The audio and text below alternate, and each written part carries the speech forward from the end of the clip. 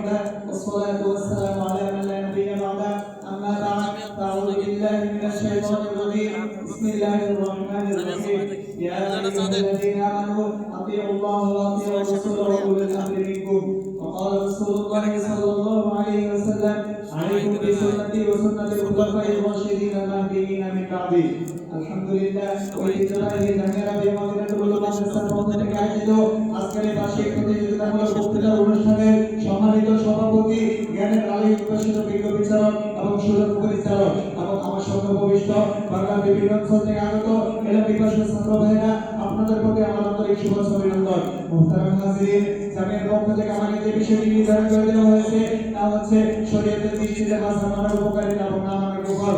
মাসুক ইলাহি যদি তৌফিক দান করেন তাহলে সময়ের সংক্ষিপ্ততার পরিসরে কিঞ্চিত পরিমাণ আলোচনা করার প্রয়াস চালাবো। তৌফিক ইল্লা বিল্লাহ।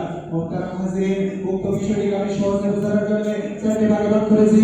1 নম্বর মাযহাব কি হলো, 2 নম্বর মাযহাব মানার ব্যাপারে কোরআন হাদিসের দলিল, 3 নম্বর মাযহাব মানার উপকারিতা এবং না মানার কুফর, 4 নম্বর আমাদের জন্য করণীয়। মুহতারাম হাজিরিন, এবার আসুন আমরা জেনে নিই মাযহাব কি হলো।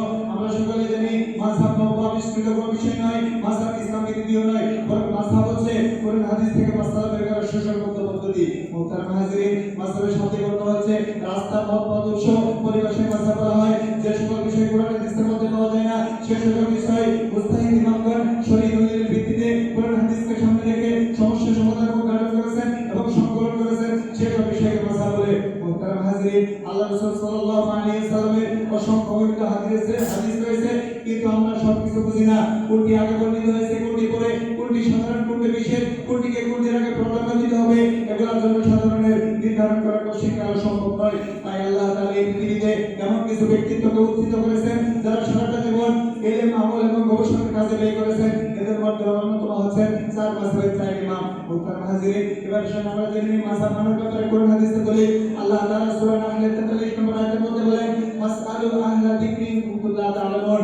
যদি তোমরা না জানো তাহলে যারা জানে তাদেরকে জিজ্ঞাসা করো। আল্লাহ তাআলা সূরা নিসার 59 নম্বর আয়াতের মধ্যে বলেন, ইয়া আইয়ুহাল্লাযীনা আমানু আতিউল্লাহ ওয়া আতিউর রাসূল ওয়া উলিল আমরি মিনকুম। অর্থাৎ আল্লাহ তাআলা বলেন, হে ঈমানদারগণ, তোমরা আমি আল্লাহর আনুগত্য করো এবং আমার রাসূলের অনুসরণ করো এবং মুস্তাহিদ ইমামদের কথা মেনে চলো। আব্দুল্লাহ ইবনে আব্বাস রাদিয়াল্লাহু তাআলা আনহু উলুল আমর দ্বারা মুস্তাহিদ ইমাম এবং মুসলিম সরকারকে বুঝিয়েছেন। মুহতারাম হাজিরিন, আল্লাহ রাসূল সাল্লাল্লাহু আলাইহি ওয়াসাল্লাম হাদিসের মধ্যে বলেন, আলাইকুম বিসুন্নতি ওয়া সুন্নাতিল খুলাফায়ে রাশিদিন মাহদিয়িন মিন বাদি।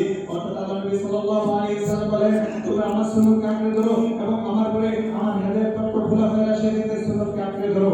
মুহতারাম হাজিরিন, আল্লাহ নবী সাল্লাল্লাহু আলাইহি ওয়াসাল্লাম হাদিসের মধ্যে বলেন, عن حذيفة رضي الله تعالى عنه قال قال رسول الله صلى الله عليه وسلم إني لا أدري ما بقي فيكم فاقتدوا بالذين من بعدي فأشار إلى أبي بكر وعمر। অর্থাৎ আল্লাহ নবী সাল্লাল্লাহু আলাইহি ওয়াসাল্লাম বলেন, জানি না আমি তোমাদের কাছে কতদিন বেঁচে থাকবো, আমার পরে তোমরা আবু বকর এবং উমরের অনুসরণ করবে। মুহতারাম হাজিরিন, উক্ত আয়াত এবং হাদিস দ্বারা মাযহাবের বিষয়টি বিভাগগুলি প্রমাণিত হয়ে গেল যে আমাদেরকে মাযহাব মানতেই হবে। এবার আসুন আমরা জেনে মাযহাব মানার উপকারিতা কি। মাযহাব মানার উপকারিতা হচ্ছে দিন চর্চায় স্থিরতা আসে, একের পর এক মত বদলানোর প্রবণতা থাকে না, উম্মাহর মাঝে ঐক্য বিদ্যমান থাকে, একই নিয়ম আমল করলে সমাজের মধ্যে শৃঙ্খলা থাকে, ভুল ব্যাখ্যা এবং গুমরাহি থেকে বাঁচা যায়, যুগ যুগের ইমামদের ইজতিহাদের ফল পাওয়া যায়, হাজার মানুষ যে পক্ষে সঠিক পক্ষ আখ্যায়িত করেছে সেটা মানে হচ্ছে নিরাপদ এবং জনসাধারণকে মাসআলার শিক্ষা দেওয়া সহজ হয়। এবার আমরা জেনে নিই মাযহাব না মানার কুফর কি। মাযহাব না মানার কুফর হচ্ছে উম্মাহর নষ্ট হয়, এক একজন এক একভাবে ইবাদত করলে,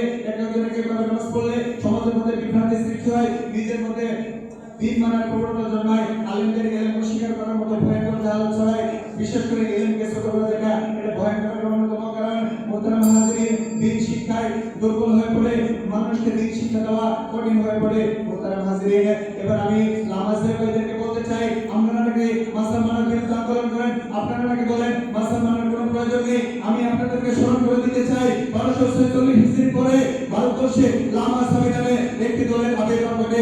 এর আগে তাদের অস্তিত্বই ছিল না। তারা আসলো কোথা থেকে? ভারতবর্ষে 1 বছর অবস্থান করে তারা মুসলমানদের ইমান নিয়ে খেলা করতে চায়, তারা মুসলমানদের মধ্যে বিভ্রান্তি সৃষ্টি করে দিতে চায়। স্পষ্ট ভাষায় বলে দিতে চায়, এই দেশ উলামায়ে কেরামের দেশ, এই দেশ শাহজালাল শাহপরানের দেশ। এই দেশে যদি লামাজহাবিরা মুসলমানদের ইমান নিয়ে খেলা করতে চায়, মুসলমানদের মধ্যে বিভ্রান্তি সৃষ্টি করতে চায়, তাহলে তাদেরকে সামান্য পরিমাণে সাহায্য করার কথা বলে ঠিক কিনা?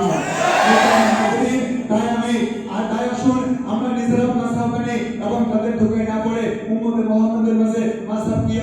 মাস জামানের গুরুত্ব প্রয়োজনীয়তা এবং নামার কুফল সম্পর্কে বেশি বেশি আলোচনা করি এবং তাদেরকে মাস জামানের প্রতি উদ্বুদ্ধ করি। আল্লাহ তাআলা আমাদেরকে তৌফিক দান করুন। ওয়া আখিরি দাওয়ানা আলহামদুলিল্লাহি রাব্বিল আলামিন।